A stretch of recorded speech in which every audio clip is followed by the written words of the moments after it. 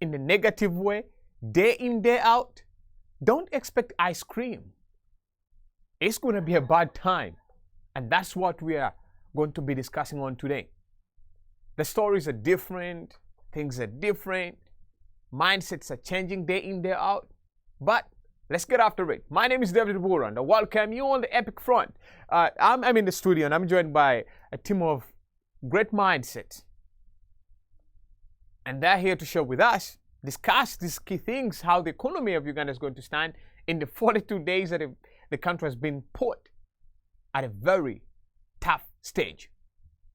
Guys, I want to thank you so much for joining me. Daniel, Richard, the two Richards from opposing areas. So guys, I want to thank you so much. Because we have limited time today, I'm not going to give you too much time to introduce yourselves, to tell me how your week was, how the story was. But, you know, when you're introducing, when you're responding to the questions I'm going to be asking you guys, I think you'll have an opportunity to really greet the neighbors. But let's get after this. The country is in a very strange situation right now, and people are dying. This is not fiction. The reality is people are dying. Now, the question that has been going on is it true that people are dying because of COVID-19, or it's just the media ruckus or the government trying to play its games? But to be honest, the same thing that is happening in Uganda today has happened in the United States before. It has happened in India. People dying all of a sudden at a very high rate. Some people are expecting it. Others were just wishing for it. Gentlemen, I want to thank you for joining me. It's a new day, new week, new time for your brothers and sisters, uncles and grandpapas in Uganda who have been experiencing a very tough moment. But let's get after this. The economy is now into a new phase. People are asking, what next? No transportation, no nothing. Let me start with you, Daniel. You are very strong foreign expert, policy expert. You've been studying the politics of Uganda for a long time, and also the economy of Uganda for a long time. But what do you see today? What does it communicate to you when you look at what's happening? Well, thank you, viewers, and thank you, AITV, for having me here today. I'm so excited to come and share my thoughts and my opinion about this situation in Uganda. For me, my perspective is going back to the grassroots of the whole situation. David, between you and me, we can see that all countries that have successfully been able to manage this COVID crisis are countries that have had a disciplined structure of leadership, where laws work, where policies are in place. When you look at a country like Singapore, very successful. They barely had 100 people die of COVID. A country like New Zealand, they barely had 50 people die of COVID-19. It's because they had structures in place to combat issues like pandemics. And besides that, they had a disciplined structure of leadership where laws work. And in a situation like this, when you compare that to Uganda, where we don't have laws that work, rather a chain of command in place, it is very difficult to combat a pandemic that is so ruthless like COVID-19. You realize that in Uganda there is this systematic situation where rule of law is undermined. Obviously, you can undermine the laws in place to brute force an idea or an agenda or political or whatever it is. But these issues have consequences. That a time when you need the law to work, it will not work. Because you as the institution in place to enforce these laws, there is a time when you undermine them and there is a time when you need them to work for you. So it was so hard for the government of Uganda to sustain a lockdown where you have weak law enforcement and where you have weak laws. Like I don't know how I can put it better, but if you rule of law does not get a grip on society, when you, the keepers of the law or the sustainers of the law, at some point, you use the same law to undermine society. Like we could see, like, people have been getting arrested for nothing. All right. We can see the undermining of human rights because of political agendas. Right. We can see, but all these things, in the end, undermine the whole structure that when you need the law to work, to keep Ugandans in their home or to make them disciplined, it will not work. All right, then I want to thank you. Richard Myombe, I want to bring you in. This is not business as usual. People are under a very strange lockdown. People are dying. A lot of things are going on in the country. But the question now, everybody's asking, looking at the economy, how things are standing so far. You know, people have lost businesses. Recently we talked about kids who had just gone back to school. They were sent back home. Millions, and actually not just millions, billions of dollars were lost in such a period, just a short period of 1-2 weeks. And what does that mean to you when you look at how the economy is performing today, and now that they're back in the lockdown, especially the city center where the biggest business takes place? So you are saying about the economy is good to defend, but the most important are the lives of the people. My land friend here, as we were talking before we came to studio, said that Museveni is a very good leader into the country, that Chagwai could not have managed to lead this country, which is wrong. Such a lockdown or such a problem that we are in, it was Museveni in the beginning who made the mistake. We all agree, we even talked it last time, that it was Museveni's mistake that caused all this. Not caring. When they brought in the first vaccine, they cared about their own security of communism, guarding their own government in power, their own ministers and everything. They never explained to the people that they should go and be vaccinated. They went to a subcontractor or sub-manufacturer in India where the effects, you know what happened. If it was Chagwai, in the first beginning, the medicine or the vaccine would have been imported direct from America, AstraZeneca, like the one I got, the Madonna, and people would have been vaccinated. Right now, Museveni does not have a solution to stop the pandemic because the structures, it's a one-man's structure. He himself has the power. When he goes to television, he doesn't know who is in the road, who is coming somewhere. He locks down the country in a bogus way. But if it was through a government like in America, where the power belongs to centers or areas of governance, say for Massachusetts, for New York, where the governors in the area can stop a pandemic, can work with the local people, how to prevent such a catastrophe in the country. The second thing, the mechanism. I'm going to give you an example. This bogus man, Museveni in power. Idi Amin. I was a young man in Uganda in the days of Idi Amin. I saw what happened. When there was a problem of fuel in the country, Idi Amin would come out clearly and explain to the people how people are going to get fuels, each areas, how they are going to get centers of refueling. People, we would push cars for 2 days until we reach the petrol station. Even Museveni right now does not have a solution to stop the pandemic. One, to vaccinate, areas of vaccination, how they are going to, it's just the local defense killing people. I think, Richard, one may ask a question why things are going like this, because the president had earlier on encouraged the Ugandans to wear masks, protect themselves. How much money was taken from the coffer? How many billions? I think there were 300 and something or 400. How many billions? They said each person is going to be given masks in the country. How many people received the masks in the country? Richard, I want to bring you in.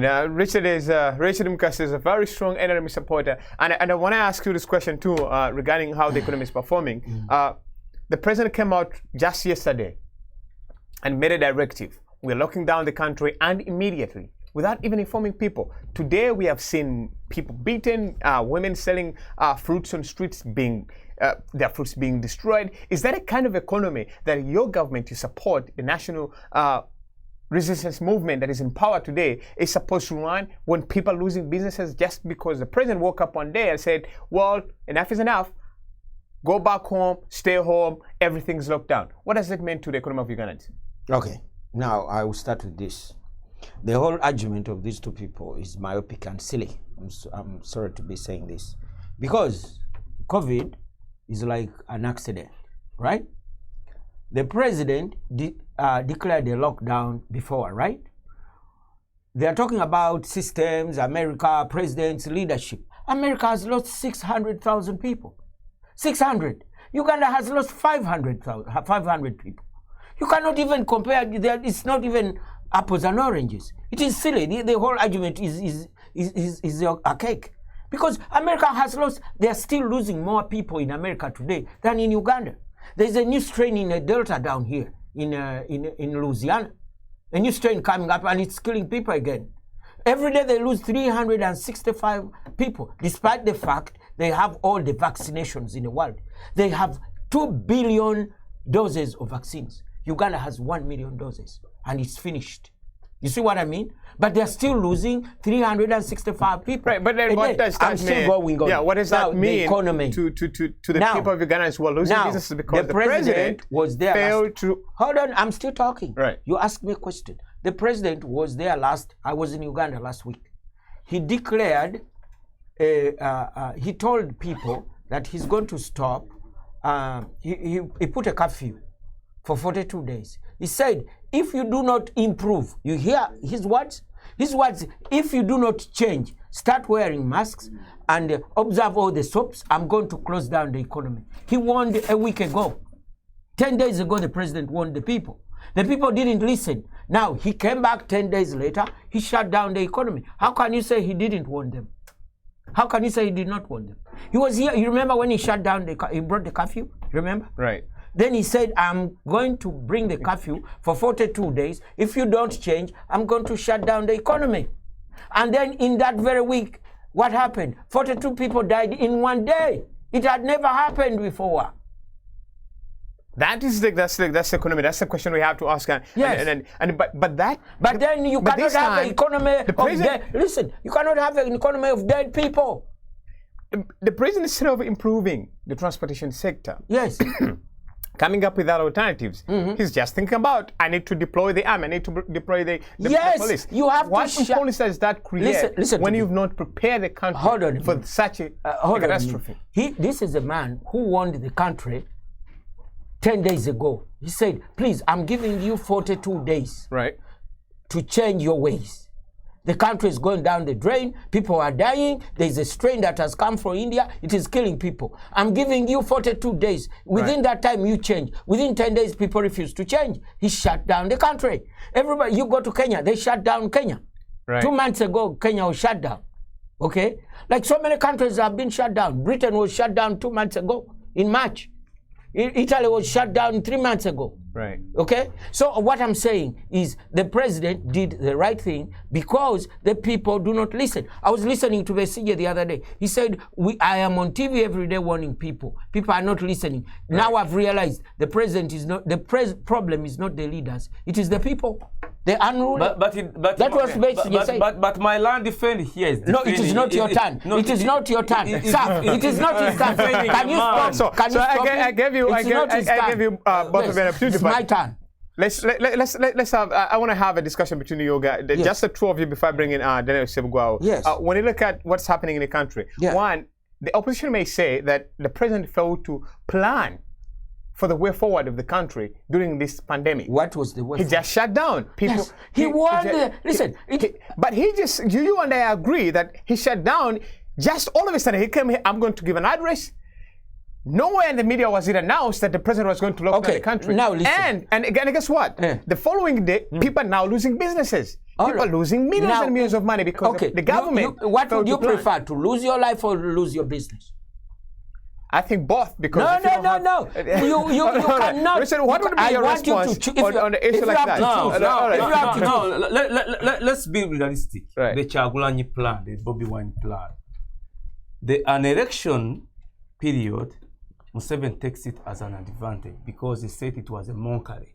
All the money he collected, all the nonsense he did, all the people he killed.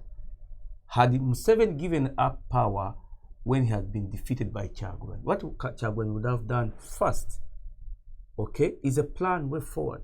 The first thing would have been vaccination look, I'm giving you an example comparison between this man who left power, this in America, Trump, and the new a good leader here in America, Biden. Biden came out and said, people, we have a plan. Let's do vaccination. Let's open up centers of vaccination. Let's do anything we can do because we are going to kill people. Museveni, after collecting all the money and fooling people that they have donated meat trucks and all this nonsense he did, then again he says, I'm opening up gradually, and that was the end. The plan of Kyagulanyi would have been, okay, now the vaccines are out in the country, nothing else has to be done. Let's focus on vaccinating the population of Uganda. Let's teach them what to do. Let's open centers, schools, and everything. Let's say 6 months. Uganda is only 42 or 45 million. America is 360 million. Let's vaccinate people. Uganda's vaccination and a rapid response like in America that was done or other countries would have taken a month. Everyone would have been vaccinated, or 2 months, everyone would have been vaccinated, and that would be the end of the story. Now people are dying, and this man, the man he's defending, doesn't have a plan. Only the gun, killing people. People are dying. Our grandmothers are dying. Every person has someone dead in a home because of the nuisance of the leader in Uganda. All right. People are dying. This is not a joke. This guy, I'll call it this a young man. This young man does not live in the real world. Which African country has got vaccines? Give me one. The money was there. The money was there.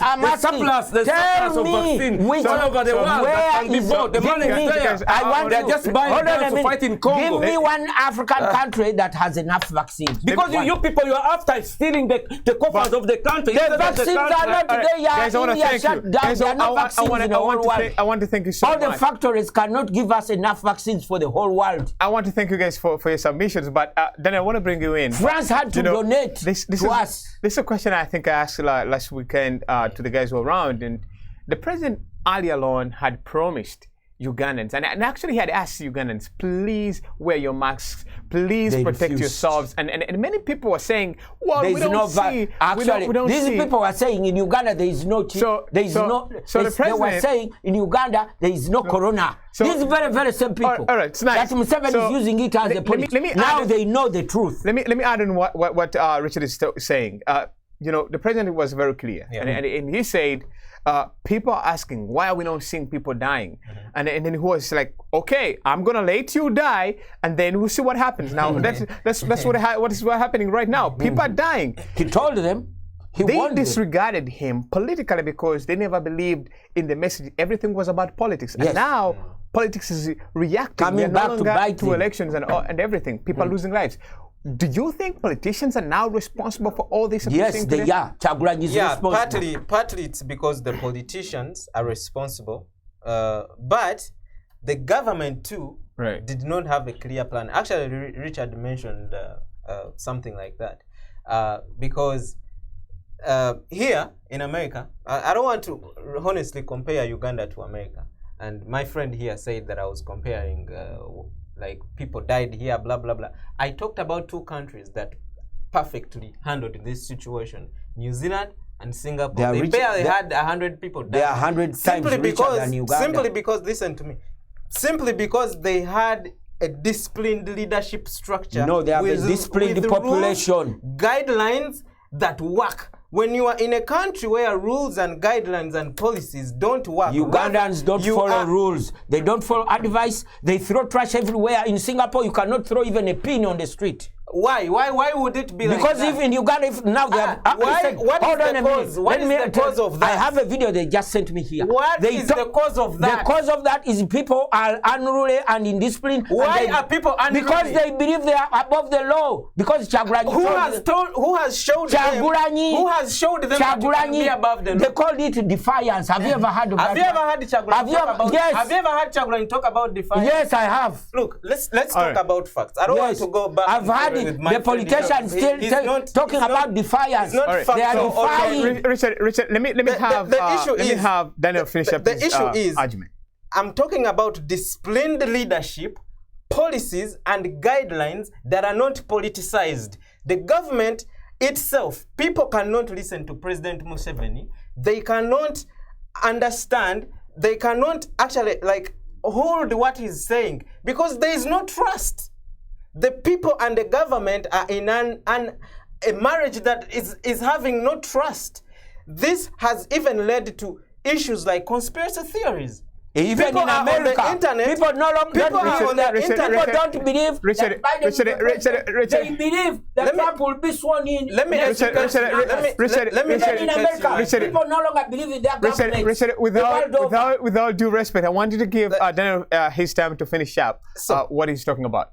Because there is no trust in this marriage between the government and its people. Even if Museveni speaks and make 1 million shows on the TVs and the internet, as long as there is no trust and the people don't trust the system in place. Right. Number one, because of corruption. Number one, because even the people who are supposed to protect the people are undermining the law. We've had clearly people come out and say, when the LDUs come and find you in the night, you either bribe them or they kill you or something else happens. Right. When you have issues like that in a society where the people who protect the law and keep the law don't respect the law, don't expect people magically to also respect the law or respect you or even listen to you. That's the indiscipline in the leadership structure that is part of the problem why we could not handle the virus and we could not handle the pandemic so seriously. Right. Secondly, David, let me put this to light. My friend talked about a plan. I've never heard about the government say we are designated this place for testing people. Right. Actually, in Uganda, it is the first country I've known that has put taxes on testing kits. Coronavirus testing kits are taxed in Uganda. Let me tell you, I was in Uganda a few weeks ago. I went to Mulago to be tested, and the doctor asked me for 200,000 shillings to get the test. I told him why. I told him why is it that expensive? He told me, my friend, the government is taxing the doctor testing kit. You. That's why he lied to you. All right, guys. I wanna thank you, but I wanna go, and I'm gonna be joined by Apple very shortly. And let me finish up this. So, if you have a society where the government is money oriented, even in the situation where people are dying, all they care about is taxing the system, and the second thing is borrowing money so that the thieves in the system can steal. We've had, like, I saw a headline last week and I was shocked in Monitor, like 1 billion shillings of COVID. It was found in Nasana. So when you have a system like that, how do you expect people to wake up one day and trust what you're saying? All right. So the discipline in leadership I want to thank you, one of the discipline in the leadership system. I cannot let this go because in an era of social media, nobody trusts the government. That's why all the ruling there are countries guys, I want to thank you. There are countries which country? Because the leaders in those countries have discipline. In the era of social media, people are under the law. In the era of social media, in America, there are people who are in the leadership system. People do not believe in Biden. Okay, let me take my microphone back. Don't believe Biden is the president. In America, I will. Because it is the same. You are telling me. You are telling me the people don't trust the government in Uganda. People don't trust the government in America. That's why they went to overthrow it in Capitol Hill. So don't lie to people. Richard, I want to thank you. Richard, I want to thank you. I will. So guys, I want to thank you. And Richard, that does not verify the fact that whatever that has to go wrong is because people hate the government. The governments can always operate in their it is like this. But Richard, I want to thank you. I want to bring in. Richard, I want to thank you. I want to bring in Apple Ranga. Apple, you know, today we've not had a chance to have you in the studio, and it's great to have you from wherever you are today. I don't know which state you're in now, but I want to thank you for joining me today. You've been following on the things that are happening back in Uganda. You've been following, and you and I agree that this is not the best meal that Ugandans are taking right now. So I want to ask you a question. Looking at the politics, and of course I've talked about the economy, looking at what is happening today, where do you see the country going in the next few months? I think this is not about politics now. It's about facing the way whereby we have to find out how we are going to solve the situation. You know, politics has where it stops, and people start thinking about the way forward. But because you find it in Africa, mostly in Uganda, whereby people think we're always going to be talking about politics and politics and politics and politics, because people they are so much greedy about politics, about positions, about whatever it is. Money. So that's why you hear when someone comes around, he's talking about Museveni, Chagulanyi. What is it right now? What is on the ground? What is on the ground is coronavirus killing people. What can we do as all Ugandans? Whether you are NRM, you die. Whether you are NUP, you die. Whether DP, you die. That's why I show you. It's not about Chagulanyi will come and do this. It's not about Museveni will do this. Museveni should have did this and this. It's not about that. If he failed to do that, then what is the plan next? That's the question. So what would be the suggestion, the best way to go to tackle this problem that is now eating up many Ugandans? As others are dying, others are losing businesses. As others are losing businesses, nobody knows what comes up next. Right now, what we should focus on, life is better than a job you have. Whether you are who. We have seen those even who are in government dying of coronavirus. Mm-hmm. We lost one of, I think, a pastor Namtebi's husband. He was popular, he was known, he died of coronavirus. So it is not about who, it's not about who is a layman, who is who. Right now, what we should do is to join our hands together. And I can go with my friend just next to you who said something very, very knowledgeable. I think Daniel. He said that Daniel. Daniel said that the government does not put everything in a straight way, whereby if there was some implementation about the programs, how things can move, how things can go, at least it would have been so easier to try to see what to do right now. But when we have one man commanding each and everything, so that is the problem over there. But right now I cannot go over there to blame who or to blame who, because even here people die. Even today they are still dying of coronavirus. But, so we are not better than them. But at least I wanted to also you to bring up something about the oxygen crisis that is taking place in the country. Do you think the government is just failing to prepare well for all these instances, or it's just negligency and greed within the people and the forces? That is what Daniel was talking about, because preparing, a leader must prepare for the people. Can I put him on cross-examination? David, one question. My land friend here that is submitting here, the last crisis we had in Uganda, there was a collection of food where people could be fed. There was no example to this time around in the second lockdown where the country now is prepared for a food basket. Whom do you blame that, my land friend? Can you answer to the people here? Now the people have been locked down. There's no food. They're in the Abuzigo. With no food, with nothing. The last time we saw people, we were collecting and donating food. Right now, of which this man Museveni saw it coming, is there now a national food basket in the country? Can you answer that? Who is to blame on that? I can answer that. Yes, I'll answer that. Because you people, you are here to defend. You are here to defend an idea. Guys, I want to thank you, but I want to bring in Apple to first finish up his submission. Because Apple doesn't know. I know. I don't know. I don't know whether I'm speaking Arabic. I think that man listens to Arabic. I think I'm speaking English. Whether you blame who or who right now, it's not about blaming. But do you agree that the problem is Museveni himself? No, it's not. Do you agree on submission that is Museveni himself? No, if it's the problem, take him away. If you cannot take him away, and he has you have failed for 35 years, you think you'll do it tomorrow. He will go. Okay, can I answer that? Because he has failed to answer it. The president, when he was leaving the press conference, let me answer that, don't let it float. When he was leaving the press conference, he told the Ministry of Gender. He said, I want you to look at the vulnerable populations. They need help.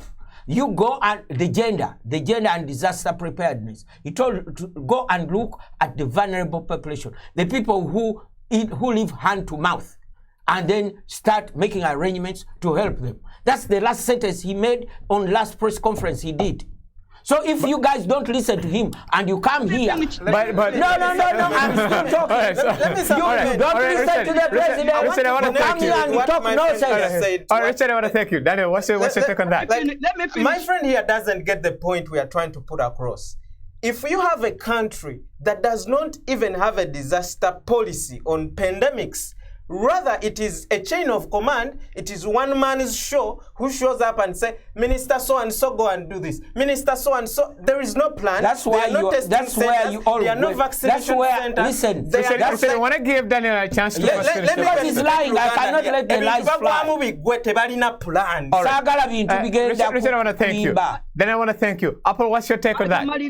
Kamalirize kanjogere ebigambo bino ndowooza mu Luganda naabe waffe balutegere bye tugamba. Ndowooza waliwo ekizibu kye tutategeera bulungi. Bw'otunuulira Amerika ebadde n'ebi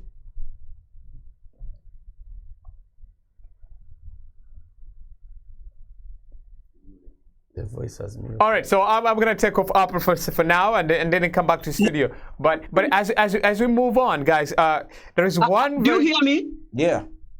Sure. Mbadde mbagamba nti ekintu tibotunulira America ogambye botunulira Richard, I want to give a chance to it. I was helping him. Mbadde mbagamba nti ekizibu Trump kye yasinga okuparalyzinga yali immigration. Naye bw'aba agiparalyzinze ebintu ebirala byonna Trump teyali mubi, ne immigration yagituulira nnyo. Naye ebyo byonna bwe byaggwa eggwanga lyatandika Biden administration netandika okuimplementinga ebyo ebyasoba. Right now you cannot hear anybody blaming Trump right now. Bagezaako okusolovinga ebyo ebyakola ki ebyasoba. Naye kyannaku nnyo nti ffe tutwala emyaka nga tuli mu kublaminga abakoze ensobi naye nga listen to me. Besigye yakola statement n'agamba bwe mbanze sisobola nga gw'ogamba nti nze byannema bwe bikole nawe bw'obanga tosobola kubikola ate ng'obulaminga abalala naawe bikole olabe we bifaananya. All right, guys. Apple, I want to thank you for your time. Richard, my line Richard, I want to thank you too. But let's look at the argument that President Museveni said that the country now, Uganda, is ready to make its own COVID-19 vaccine to cure the problem. And he said, and I quote, "We are working on our vaccine. Actually, your vaccine will be better than all those because it will cover all variants." Isn't that an example of a leader who is ready to tackle a problem? That's as he did during the times of AIDS. He's one of the few presidents in Africa who has been recognized for fighting such pandemics. And he continued to say, he continues to say, the vaccines we got cover a few virus variants, but what we have is now going to be ready to cover all the variants that come in there. Isn't that, Richard, I want you to answer this question. Isn't that a president who cares for his people and ready to tackle the problem? When you are saving lives, when someone is wounded, you first have to tackle the wound before someone bleeds and die. The issue of Museveni is now telling us stories that we don't believe. In the first time he said with Kadaga, with this man they brought the Superman, they brought that he had a vaccination for COVID. They paraded with the president and uttered words that are false.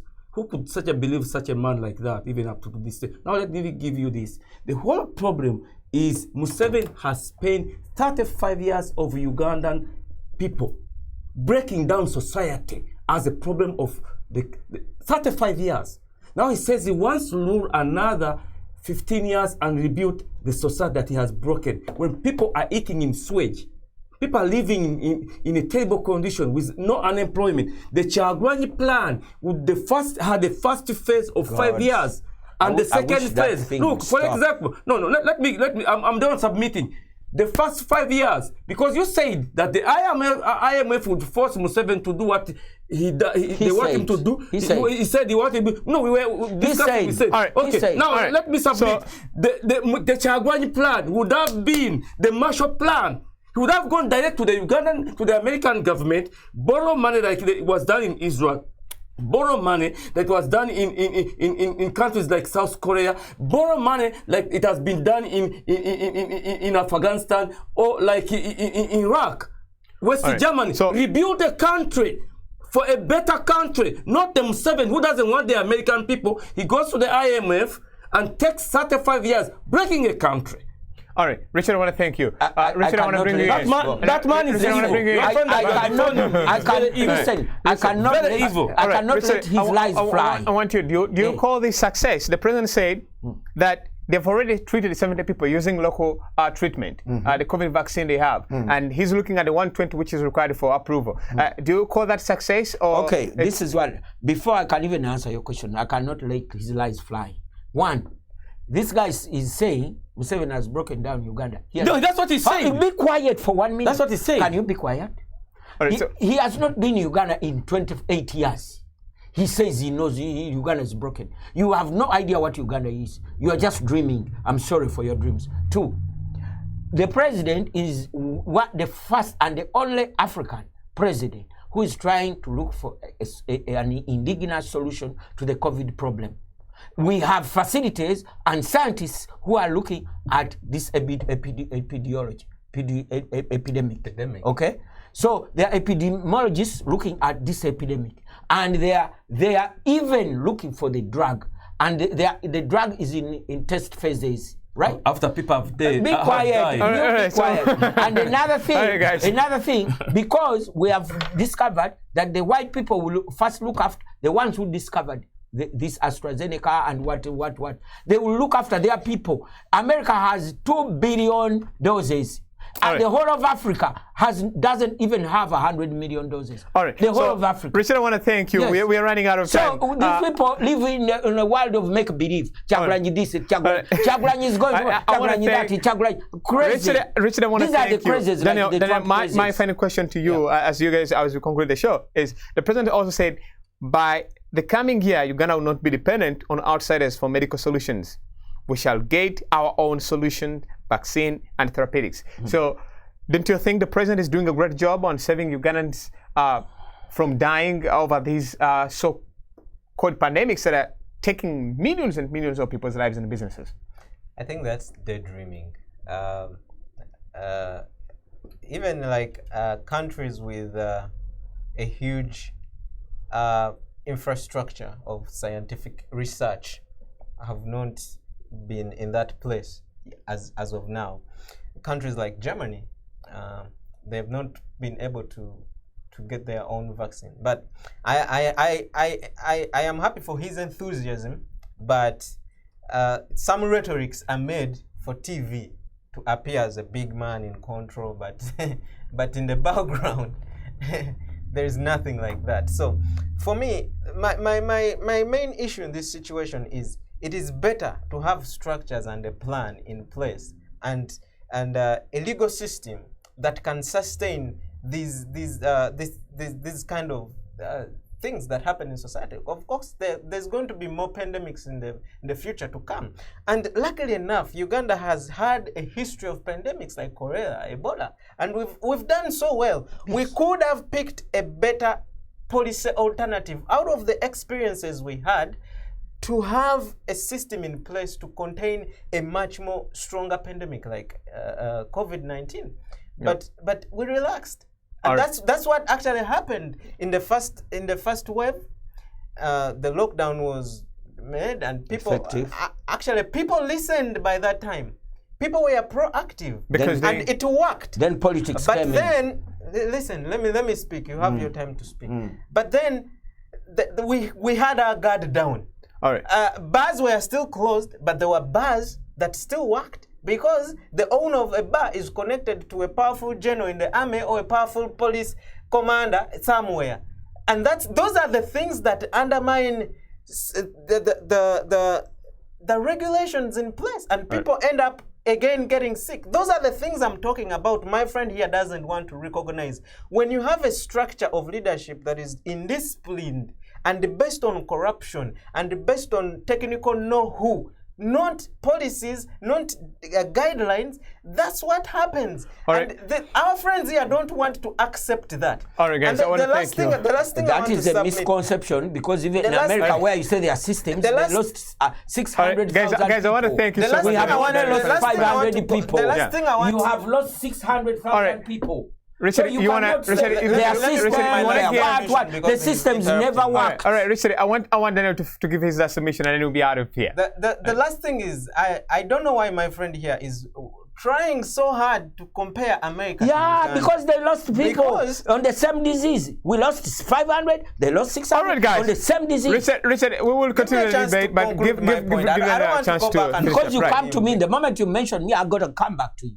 Don't All right. talk about I've not mentioned. All right, said Daniel, this, let's have the you show. said All right, this. guys. You cannot compare a country like America has an infrastructure. Then Actually, what happened? The Bush administration laid a clear policy guideline on how to handle pandemics. Then what happened? Stronger pandemics like COVID-19. Then what He happened? actually established Why did people a die? Center for Disease Control. Why did people All right, guys. die? Partnership If program the system with was in countries place, like China. why did people die? Guys, I want to thank you so You much. are not even answering your own question. Why did people die Richard, with all the infrastructure? Richard, thank you so much Yes. for your submission. Richard, thank you so much. Then I'll finish up. I don't want want to him get to done. interrupt because I'm making my submission. I don't want you I to know lie. I'm I will come back. back to you. The American government had a policy in place. Right. It was actually established by the Bush administration. They put procedures in place. Actually, with time, some of these procedures were undermined by President by Trump. the He very pulled out system of you the are World talking Health about. Organization. Right. Yet these procedures would have helped the country in place. And Right. you realize when the Biden administration came and re-established these policies, Right. it worked. All right. So But you people are cannot still compare. dying. People are still dying. You cannot All right. compare So- a so- country like More America. people are dying in that is- America today. Then I wanna say despite something. all Let me say the one more vaccination, statement. All right. So more I'm- people are dying in America I've ran today out than of in time. Uganda. Statement, David. You cannot compare a country like America that is run on systems All right. than a country like Uganda that is run on a chain of command from Right. one individual. All right. That's Then not possible. I want to thank you guys, gentlemen. I want to thank you, Richard. I want to thank you, Richard. I want to thank you too.